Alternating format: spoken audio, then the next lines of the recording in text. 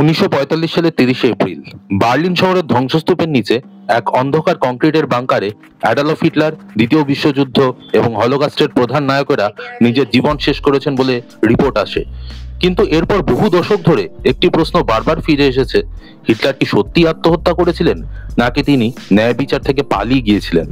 যখন সোভিয়েত সেনাবাহিনী বার্লিন ঘিরে ফেলে, হিটলার লুকিয়ে পড়েন ফুয়েরার বাংকারে, রাইখ চ্যান্সেলরের নিচে তৈরি এক সুরক্ষিত বাংকারে। উপরে শহর ভেঙে পড়ছে, নিচে হিটলার জানতেন সব শেষ। শেষ সিদ্ধান্ত নেন, বেঁচে ধরা দেবেন না। 29শে এপ্রিল হিটলার তার দীর্ঘদিনের সঙ্গী এভা ব্রাউনকে বিয়ে করেন। পরদিন সকালে তারা বিদায় জানান ঘনিষ্ঠদের, নিজেদের কক্ষে ঢুকে দরজা বন্ধ করে দেন। কয়েক মিনিট পর শোনা যায় গুলির শব্দ।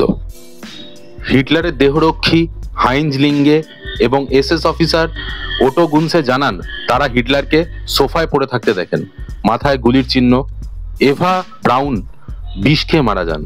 হিটলারের আদেশ অনুযায়ী তাদের মৃতদেহ বাইরে নিয়ে গিয়ে পেট্রোল দিয়ে পুড়িয়ে ফেলা হয়, যাতে মুসোলিনির মতো জনসম্মুখে অপমান না হয়। যখন সোভিয়েত বাহিনী বাংকারে প্রবেশ করে, তারা খুঁজে পায় পোড়া দেহাবশেষ, কিন্তু তখনও তারা স্পষ্ট করে বলেনি কি পাওয়া গেছে। এমনকি স্টালিন নিজে মার্কিন প্রেসিডেন্ট হ্যারি ট্রুম্যানকে বলেন হিটলার হয়তো পালিয়ে গেছে, সম্ভবত আর্জেন্টিনায়।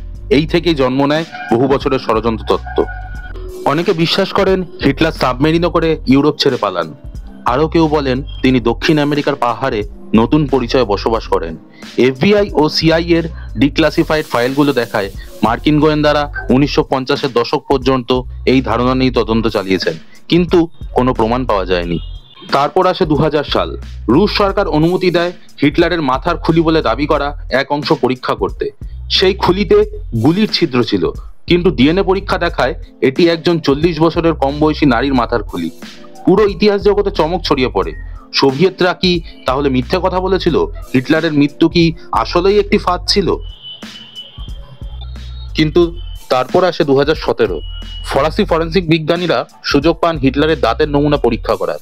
এই দাঁতগুলো 1945 সাল থেকেই সোভিয়েতের কাছে সংরক্ষিত ছিল। ফলাফল ছিল অবিসংবাদিত। কালো হয়ে যাওয়া মাড়ি, সোনার ব্রিজ, খোয়া যাওয়া দাঁত সবই হিটলারের ডেন্টাল রেকর্ডের সাথে মিলেছে। এমনকি তার সময়কার দন্ত চিকিৎসকও নিশ্চিত করেন এগুলো হিটলারেরই দাঁত। কোনো মুখগহ্বর গুলির চিহ্ন ছিল না, যা প্রমাণ করে তিনি মাথায় গুলি চালিয়েছিলেন, সঙ্গে সাইনাইড। যত ষড়যন্ত্রই থাকুক, সত্যতা স্পষ্ট। হিটলার পালিয়ে যাননি, তিনি আর্জেন্টিনায়ও লুকিয়েছিলেন না। তিনি সেই বাংকারেই মারা যান, নিজের সৃষ্টি করা যুদ্ধের ছাইয়ের মধ্যে।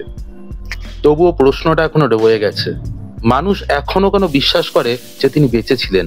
হয়তো কারণ এত বড় অশুভ এক চরিত্রের হঠাৎ করে হারিয়ে যাওয়া আমাদের বিশ্বাসে ধরে না।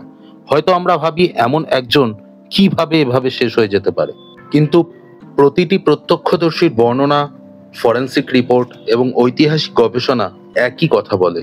হিটলার 1945 সালের 30শে এপ্রিল আত্মহত্যা করেন। তার মৃত্যু দিয়েই শেষ হয় তৃতীয় রাইখ। আপনার মত কি?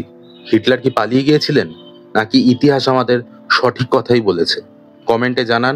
ভিডিওটি ভালো লাগলে লাইক দিন, শেয়ার করুন আর সাবস্ক্রাইব করতে ভুলবেন না, কারণ ইতিহাসের প্রতিটি গোপন গল্পে লুকিয়ে আছে এক অজানা রহস্য।